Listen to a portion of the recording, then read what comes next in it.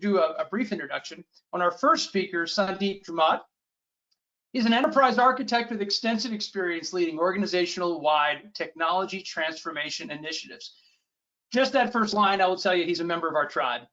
He in the process, defining target state enterprise architecture vision, understanding business requirements, plans, and converting them to strategic roadmaps for technology organizations.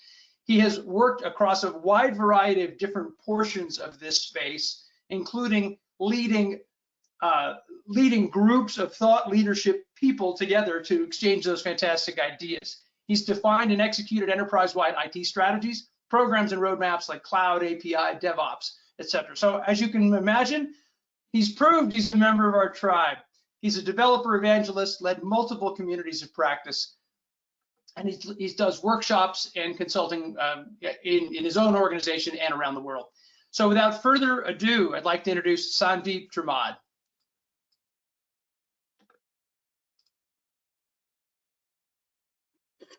Thanks, Chris. Nice to be on this conference. I would like to start with a question. You know, there are how many companies would be there in the world? Hundreds, thousands, hundreds of thousands, million? You know, there's a large number of companies out there.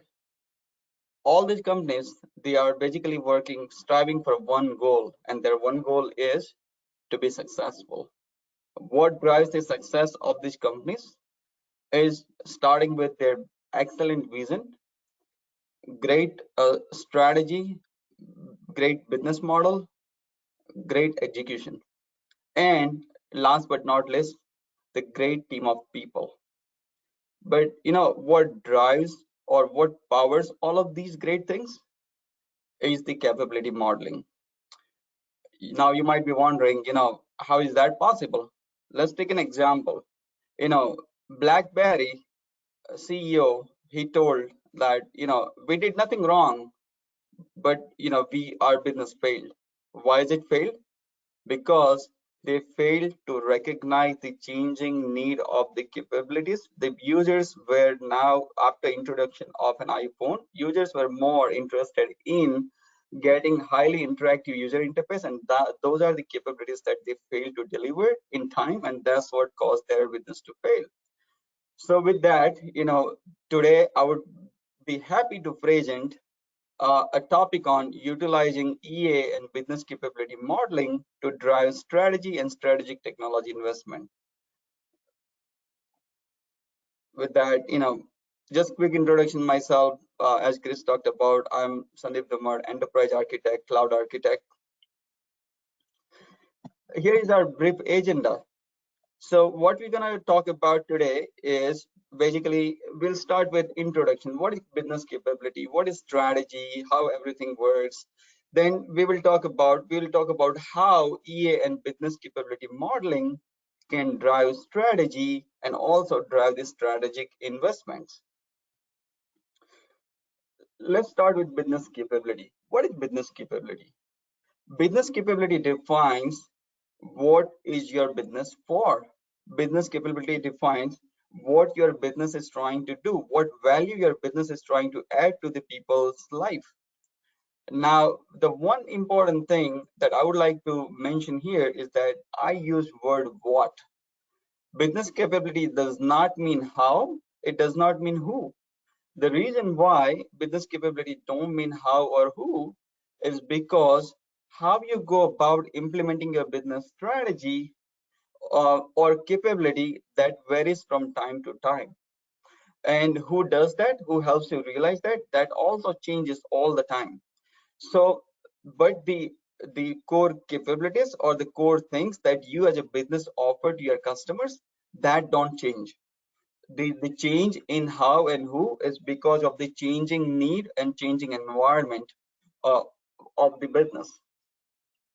Now you might be wondering, okay, so if business capability is all about what is that big great thing about business capability then? Well, the first and foremost, business capability helps define a common language between business and technology. You know how much of time that goes behind defining that common language? so that business and technology start speaking the same thing.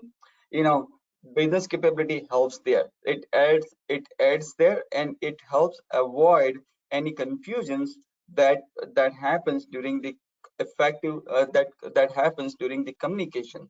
It enables effective collaboration between business and technology. There are three types of business capabilities. The number one is core capabilities. As the name suggests, they are core to your business.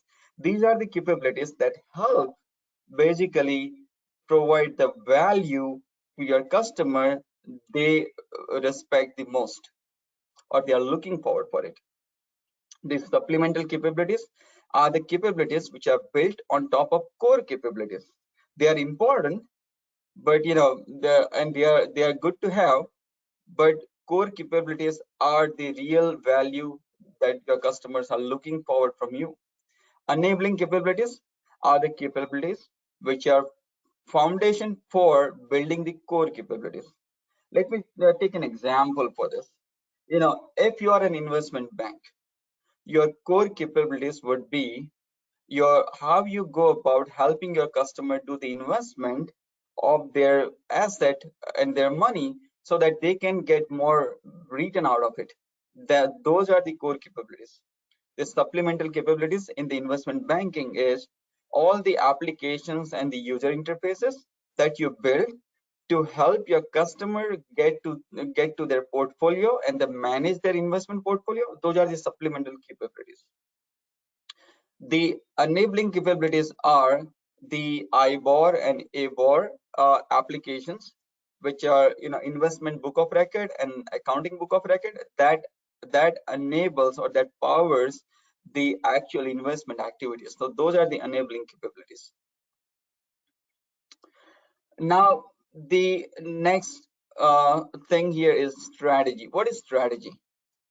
Well, there are so many different definitions out there about strategy. I would say that the simple way of defining strategy is a framework for making decisions, and that's it. Now, when I say strategy is a framework for making decisions, there are so many people, they get confused with strategy and the planning. And I'll give you an example, right? If you talk to somebody, some people would say that my strategy is I'll do number X, I'll do X, then after that I'll do Y, and then after that I'll do Z. Well, those steps are not exactly a strategy. That's your plan of executing a strategy that you had decided to go with. So there is a difference between strategy and a planning. Now the question is, is that there are only elite group of people, those who are part of a think tank, they do a strategic thinking, and we all don't get chance to do a strategy work? Well, that's not true. We think about strategy all the time. And just to give you an example, right? As I said, strategy is just a framework for making decision. Like every Thanksgiving, you have this question: I want to visit my parents, and how should I go? Go and visit them. There are different modes of transportation that you can take. You can either you drive, you fly, or you can take a train ride. Well, how would you go about deciding that? Usually what we do is that we think about these things across multiple criteria. For example, the speed at which I want to reach to my destination, the convenience that I want to have during my journey, and the cost of the journey. And based on these criteria, you decide that how you want to visit your parents. This is nothing but making a strategic decision. So we do strategic thinking in our life all the time. Now, what is business strategy? So, there's a lot of fad out there on internet about, what is business strategy. There are so many different definitions. The godfather of business strategy, or the strategy, Michael Porter, what he said is that business strategy is all about defining the differentiating capability, all about defining the unique activities or unique proposition that you want to put it for your customer. He did not say that business strategy is all about being best. He said that business strategy is all about being different. Now you might be surprised or wondering, why is that? I mean, isn't it, as a business to be successful, I have to do the best? I have to have best business strategy? Well, the answer is that if you try to be a best in the thing which is common across the industry, then you don't have a competitive edge. That means you are in the constant threat of losing your business as well as losing your customers. But if you are a unique, if you have those different capabilities that you offer to your customer, your growth can be sustainable for a longer duration of time. Now, what is not, now it's also important to know what is not a business strategy. So sometimes people say that the best practices or of doing a business is my strategy. Well, that's not a strategy. Those are best practices. Sometimes people say that our business strategy is to downsizing our business or restructuring our business. Well, those are also not business strategy. These are basically an action plan that you want to implement for growing your business. But your business strategy should be providing the unique differentiating capabilities to your customer. That should be your business strategy. Now, let's talk about, how is the EA and the business capability modeling can help drive the strategy that we talk about, right? The strategy of being successful by being unique. So let's start with an example. Here, as you see on the screen, I have a capability modeling defined for a financial institution. The name of this financial institution is called ABC Bank. Now, as any financial institution, this ABC Bank has these core capabilities. They do an investment banking. They also do a commercial and business banking, meaning like, giving loans to the businesses. And they do a retail banking, like providing services, banking services to the individuals like us. They also provide a wealth management and insurance capability. Now, this is fine. That's the level 1 capability modeling of a financial institution.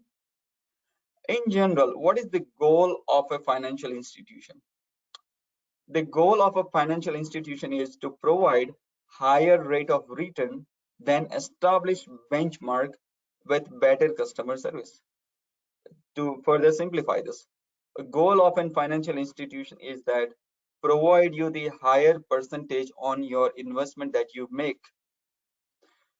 What is the strategy that they use for achieving this goal? Those are called investment strategy.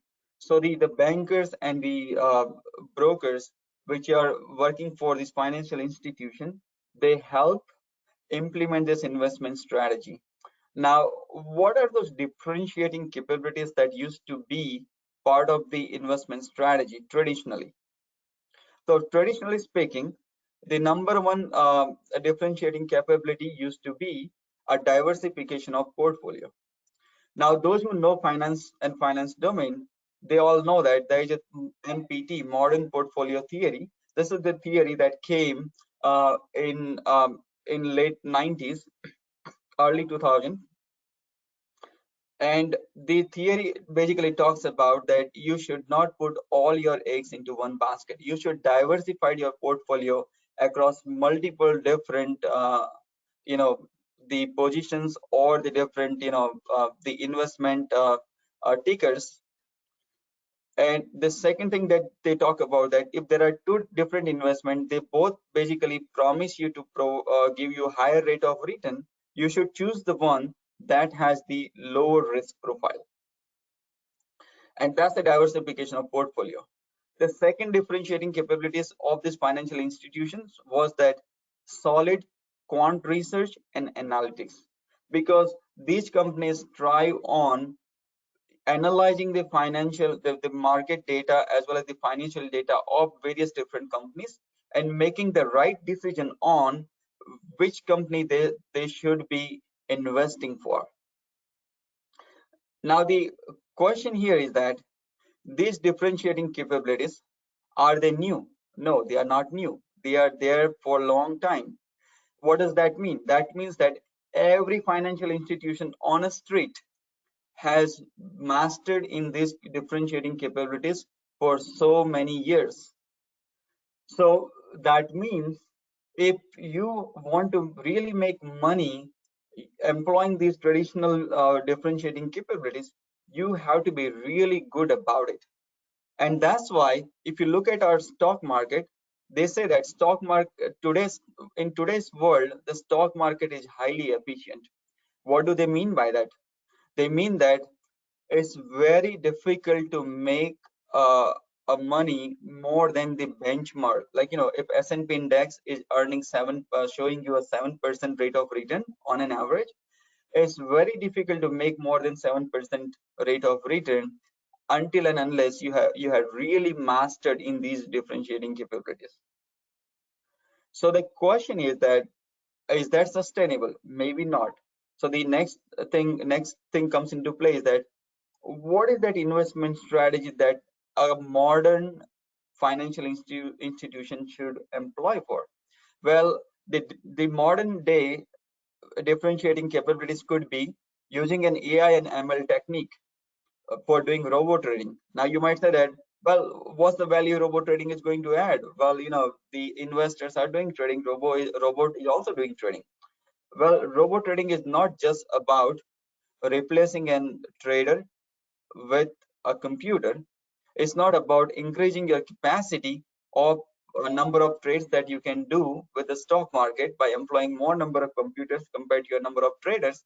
It's all about doing an attribution analytics. So what these guys do is that they try to look for the pattern that their highly successful traders generally employ for making more money. They are trying to emulate the same pattern through these robots, so that in that way, they are trying to scale that one very good trader into multiple computers.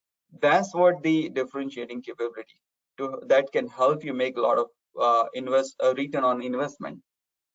The other thing is, you can use AI and ML technology for doing continuous risk management. Usually the risk monitoring and risk management used to be a daily or periodically.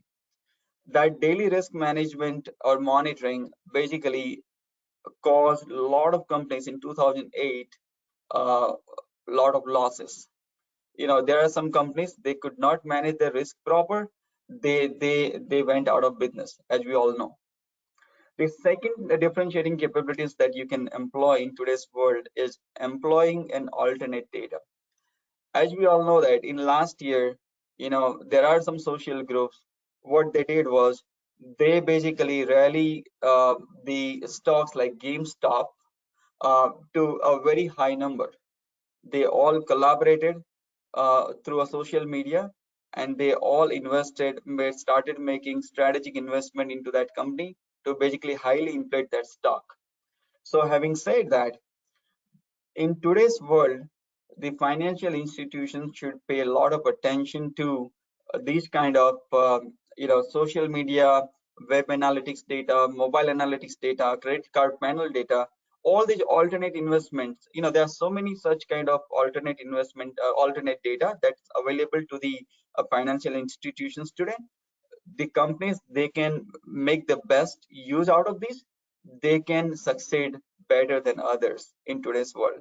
The third thing is, most of the people in today's world, they are basically doing a very thorough uh, analysis of the company and making sure that the companies are environmentally and socially responsible, and these are called sustainable investment. And that's why these days there is a new ESG index that came into picture. People are making investment based on ESG index of a company. So what I'm trying to say here is that the business strategy and also the IT strategy of a company, which is usually derived from a business strategy, they should always look for the accurate differentiating capability, and they should plan their entire IT strategy and the business strategy around these differentiating capabilities. And those who really focus on these, and they can be successful in defining the strategy clearly and implementing them fast enough, they become successful. But the bottom line is that the core behind everything that we talked about is the capability modeling, being able to model these capabilities and driving using that capability for driving your decisions. Now the next question is that how can EA help here? Well, typically if you look at the organization structure, the engineering team who is responsible for building an application, they are very much involved in their day-to-day task of building the applications and the supporting the applications. The other people, like business analysts and the technology product managers and people like that, they know business well because they can interface with business, and then they can help define some of the business capability. But EA, the enterprise architects, they are in that position. They kind of become a liaison or the bridge between a business and the technology organization, uh, and they can help define this capability modeling effectively so that it becomes a common language for entire organization. And at the same time, this capability modeling is at the level that it can be consumed and being used by the development team so that they can act fast on it. So having said that, the biggest advantage that an enterprise architect has is that they have this outside in and inside out view. So they know the market well. They can basically help drive this capability model very well. On top of that, they can also go further down. They can help categorize these capabilities into as we were talking about core capabilities, which is like kind of differentiating or strategic capabilities versus supplemental capabilities and enabler capabilities. And that this categorization can really help drive where to do what kind of investment in your IT roadmap. Because EA is a technical role, they can also go level detail down. They can define this business capability detailed enough such that the engineers can consume them. For an example, here there is one business capability called trading. That's one of the core capabilities of investment banking, as we all know. The the the way you do the trading, it really depends on the asset class. So for an example, how you do a trading and what kind of tools and technologies that you can use for doing a trading for stocks and bonds is different compared to how you do it for the credit investments. So having said that, the enterprise architects can drive this capability model. So the capability model that I have on the screen is 3-level capability model.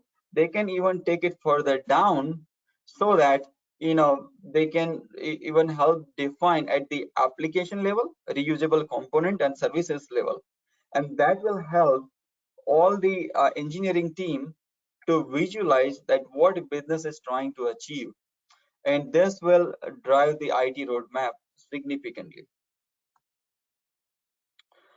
Now, defining a capability modeling is not enough. As we all know that what capability modeling does is that it just talks about what business is looking for. But that capability model and identifying the important capabilities there on in which we have to investment, that's one part of the story. The other part of the story is that using this information and building a long-term IT strategy. So as we all know that the capability model would define the current capabilities as well as the strategic and the target state capability. What enterprise architecture do is that they can basically help out, take a look at all the applications and the systems that we have within organization, do the current state assessment of them, and try to compare that result with the target state capability and basically do a gap analysis, try to come up with the things which are missing out. And this information is very critical and important for IT road mapping and strategy. Uh, And not only that, it also helps drive the future investment, like where, how much money we should be spending and in which order and what should be my priority. It also helps define that. So the long-term IT strategy basically helps come up with an long-term IT roadmap, which is a strategic roadmap. Now the next question is, how is the EA and capability modeling can help drive strategic technology investment? So, and this is very important question, and this is very important thing, that yes, we know that, capability modeling is great to have, and that basically powers a lot of our business strategy and IT strategy. And the roadmap basically provides us the clear vision and direction, what we need to do. But I think the bigger question here is that how can we get the best out of business capability modeling for our organization? There are so many different use cases of business capability modeling. Here, I would like to talk about 3 use cases which are major, which are key from an enterprise architecture standpoint of view, as well as from the organization standpoint of view.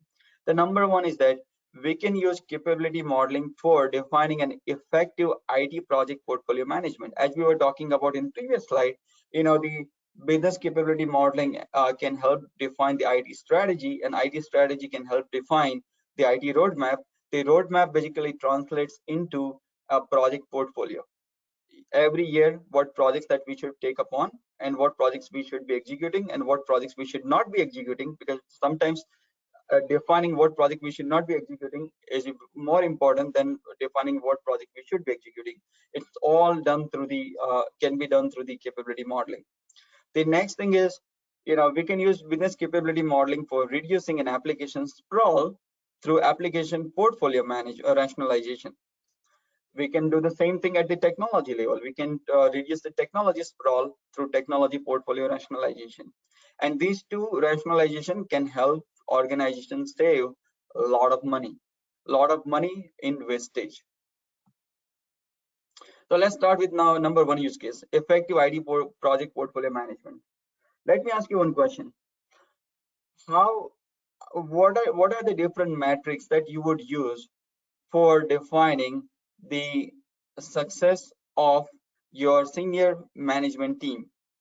And in case of technology, let's talk about CTO, Chief Technology Officer. How would you define the success of the CTO? What are the KPIs? What are the metrics that you can use for it? Well, there are so many different metrics that people talk about. It's all about, how much of the agility he brought into the organization, or he or she brought into the organization, how much of innovation that CTO is trying to drive in the organization, how efficiently and effectively manages the budget and drives the IT strategy.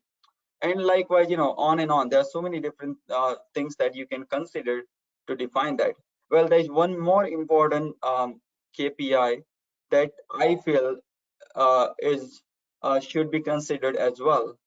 And that KPI could be that, what we can do is we can see the strategic thinking, whether it's been implemented or not, by looking at last 5-year IT budget spending on the projects and aligning those projects or the initiatives against your company's IT strategy, and see how well they align to help build those differentiating capabilities for driving your business strategy. This is the very important KPI that can help drive the effectiveness of your senior management team, like CTO, as well as the KPIs, as well as your IT strategy and roadmap. I had seen, the typical observation is that teams prioritizing the project, how the project management or portfolio management goes, right? Every year, business comes with different ideas of different tools or applications that they want to build. These tools and applications that they are asking for is based on their need of a given day. They are not necessarily being strategic. There is no guarantee for that. So usually what we end up doing is that, if there is no IT strategy defined and the road mapping exercise already done, people tend to spend a lot of money on the projects, or building the capabilities through the projects, which are really not differentiating. Just let's take an example here. So as you see in this diagram, there are these two capabilities called regulations and compliance. This company has spent significant amount of money behind these building these two capabilities. Well, it's understandable, because after 2008 there were so many different regulations that has been imposed on so many companies across the USA, and then also across the world, for managing the the financial irregulations. And that's why it's obvious that company would spend a lot of money, or have to spend a lot of money in implementing these capabilities, or strengthening these capabilities rather. But the question is that, is that what going to help your company succeed for providing the better value to your customer? Because your customers, what they are looking for is, they are looking for you being more efficient on trading, so that you can provide higher rate of return to your customer.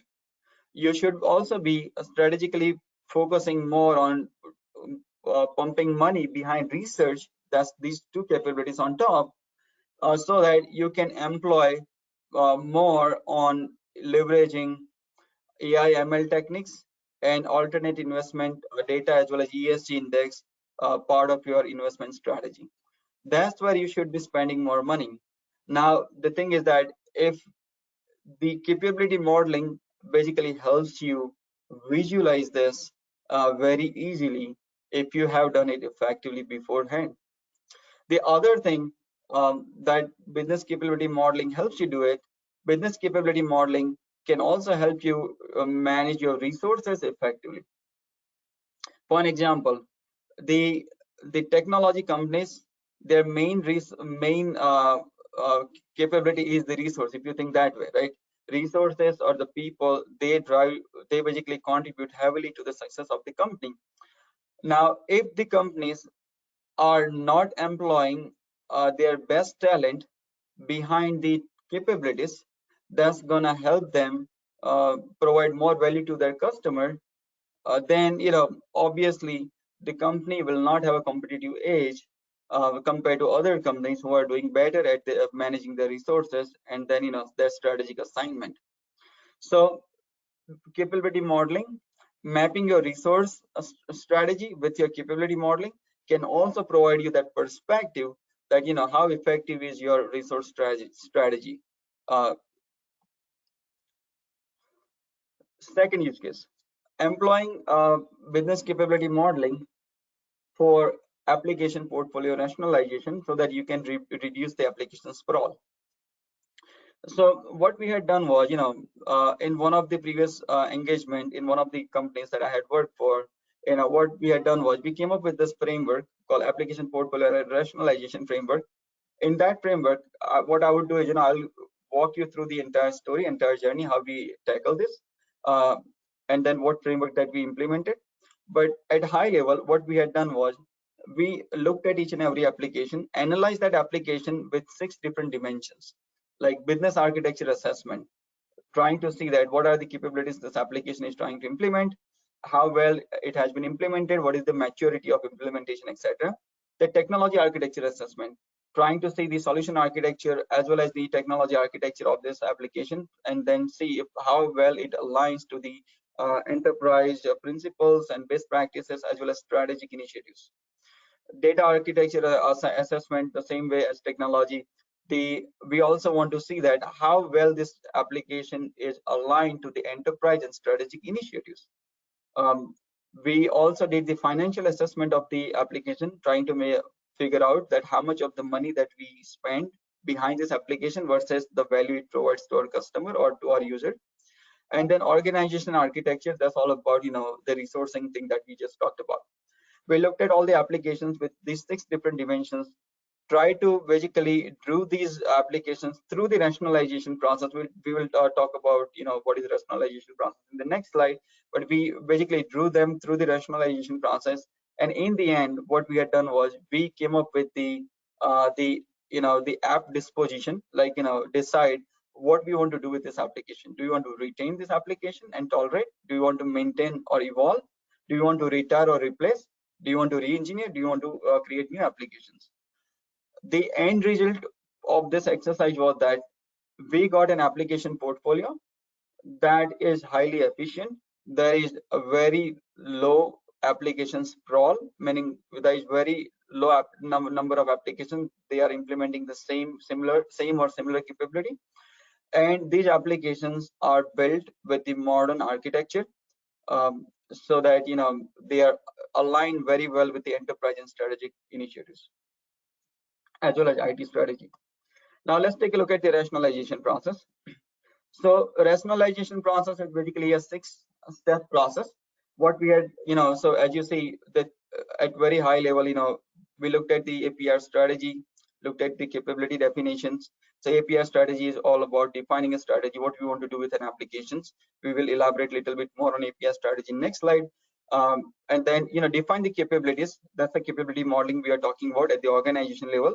The third step is app capability analysis, where we try to compare an application with the capabilities.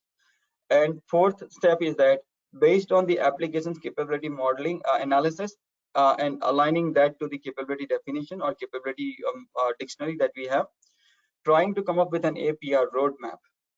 What we want to do with this application? Do you want to keep it, retire it? And if you want to retire it with which application?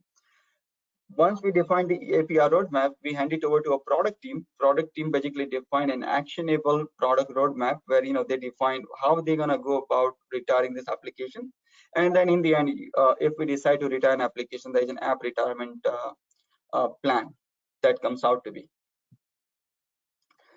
Now, APR strategy. So what we had done was we came up with 3-pronged strategy: build, maintain, and mature. So the idea here is that rather than building one-off bespoke applications catering to one or small number of capabilities, build a strategic platform and use this strategic platform for providing the capabilities that user is looking for.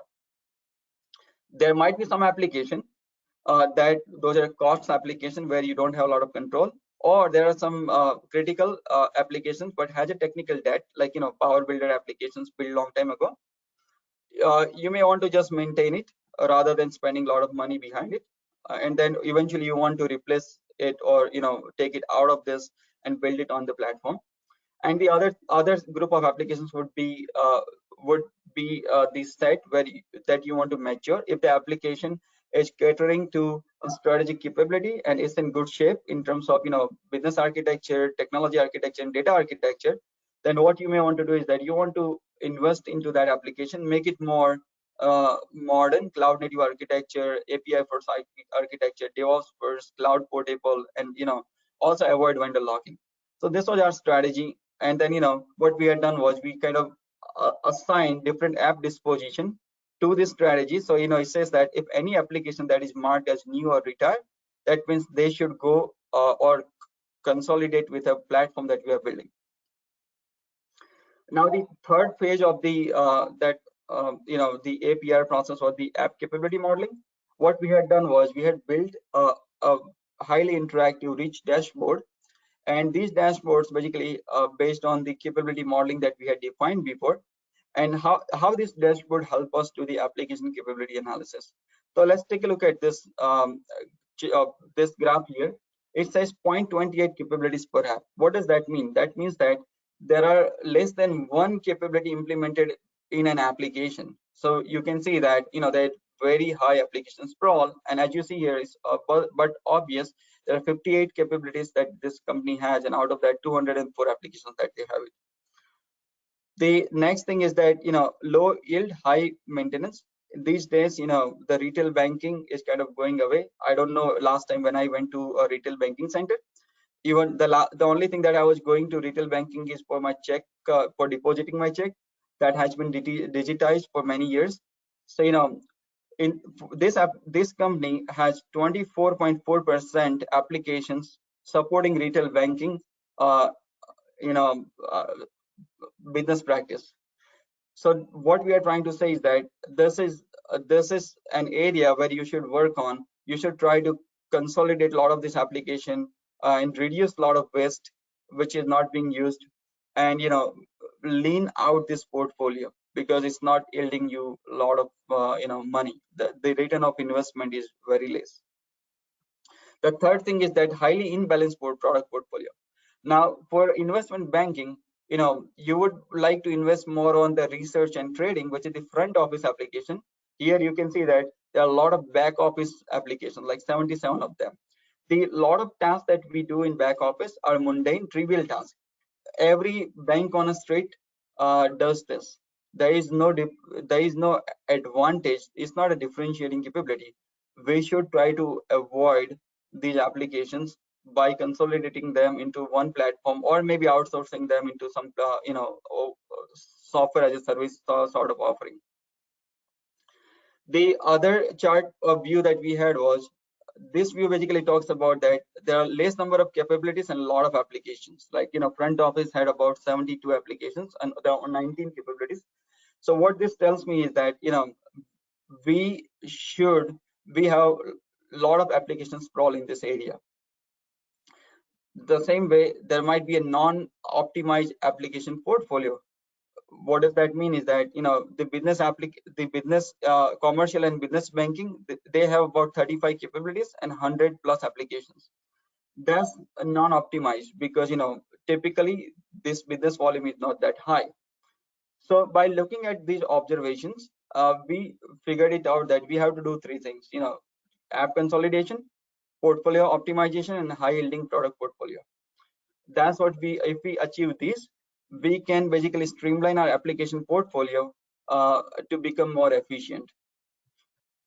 Now, the next question is that if we want to do an app consolidation, how can we go about deciding it? Again, business capability comes into help here. What we had done was we created this network graph where every line between application basically represents that they have a similar capability, and the weights of the line represents how many of these capabilities are similar. So between app 1 and app 2, as you see in this diagram, they are highly correlated applications. What does that mean is that you can replace either app with other application. Like in this case, maybe I'll replace app 2 with app 1.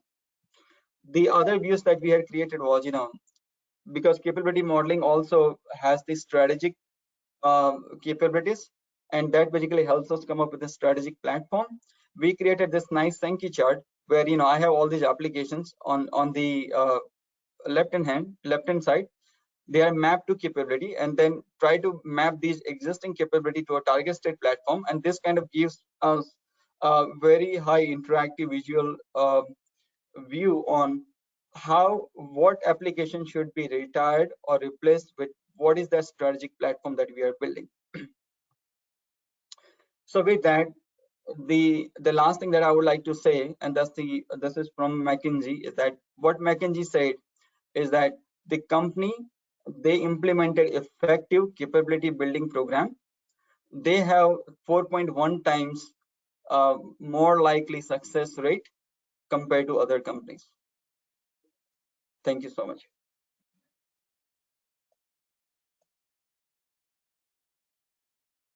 Sandip, I was having trouble finding my video button. Thank you very much. And you quoted, I love the fact that you brought up the McKinsey company quote. There's a quote that we all are dealing with, which is that about 70% of all business transformations fail, right? So this isn't a bit, you're talking, before you even get to a business transformation, you have to understand what your enterprise architecture and is going to do and how it's going to function. I think it's fantastic that you can speak from a background of experience in doing this. We've only got literally 2 minutes, so let me go through. I've got several questions, but let me see if I can go through one. Well, okay, this is an obvious, it's a big level question, but let me ask you anyway. If you had to describe them concisely, what are the major, let's see if the way this is worded right. What are the major challenges you face while implementing the application portfolio rationalization strategy? How did you get people to let those things go? As we talked about, our APR strategy was basically three things: build, maintain, and mature. Everything starts with the people. What people will do is that, people don't like their applications to be flagged as a maintain. I'm talking about the technology side. So I'm talking about internal and external, right? So business users are external to me. Technology organization is internal to me, right? So the technology organization, they don't like their application to be flagged as maintain or to be retired, right? So that's the constant struggle that you have to deal with it. The same thing goes with the business user, because that's more impounding, in fact, right? Because business user, even though there are only 2 users using that application and that's costing you a lot of money, they don't want to retire just because this is the tool that they invested for it and they love that tool. They want to use this toy for themselves. So getting everybody to on the same page, I think, and then making them understand the strategic initiative. I think, we had to do a lot of evangelization of our capability modeling to the internal, like, technology side, as well as external, the business user side, and getting everybody to an agreement that, okay, this is the strategic roadmap and these are the strategic capabilities where we should be going for. And these are the things that has to merge or removed because these are the best. So I think, that are the biggest hurdle, getting everybody on the same page on that strategic thinking.